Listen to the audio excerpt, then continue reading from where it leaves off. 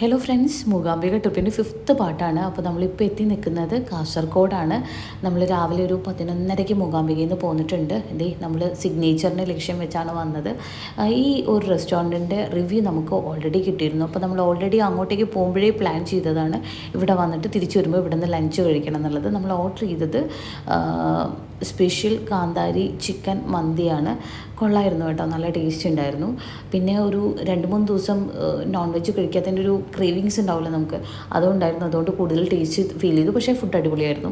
പിന്നെ നമ്മൾ നേരെ പോകുന്നത് മുഴുപ്പിലങ്ങാട് ഡ്രൈവിംഗ് ബീച്ചിലേക്കാണ്. നല്ല തിരക്കുണ്ട് കേട്ടോ. ഇതൊക്കെ അങ്ങോട്ടേക്ക് പോകാനുള്ള വണ്ടികൾ പാർക്ക് ചെയ്താണ്. അപ്പോൾ നമ്മളിതേ ബീച്ചിൻ്റെ അടുത്ത് എത്തിയിട്ടുണ്ട്. ബീച്ചിൻ്റെ ആ സൈഡിൽ നല്ല തിരക്കുണ്ട്. ഇവിടെ അത്രയും ഡ്രൈവിംഗ് ബീച്ചിൽ എനിക്ക് അത്രയും തിരക്ക് ഫീൽ ചെയ്യുന്നില്ല, പക്ഷെ അപ്പുറത്ത് നല്ല തിരക്കുണ്ട് കേട്ടോ.